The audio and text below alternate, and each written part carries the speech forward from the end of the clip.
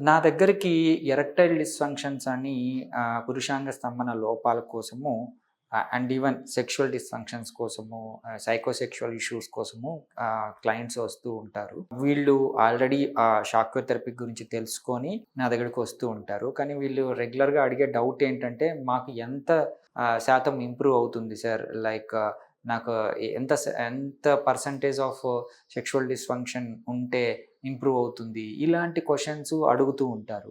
ఒకవేళ ఈ డయాబెటిస్ కానీ, హైపర్‌టెన్షన్ కానీ, హైపర్ కొలెస్ట్రీమియా కానీ, థైరాయిడ్ ఇష్యూస్ కానీ, ఇంకేదైనా డీజనరేటివ్ డిజార్డర్స్ ఉండి వాళ్ళు మెడికేషన్స్ వాడుతూ ఉంటే మాత్రము వాళ్ళకి ఆల్మోస్ట్ నా పేషెంట్స్ ఈవెన్ ఆర్టికల్స్ ప్రకారం కూడా ఒక 64% షాక్ వేవ్ థెరపీ తీసుకున్న వాళ్ళలో 64% దే ఆర్ వెరీ హ్యాపీ. కొద్దో గొప్పో వాళ్ళు రివైవ్ అయ్యి వాళ్ళ సెక్షువల్ లైఫ్‌ని లీడ్ చేస్తారు.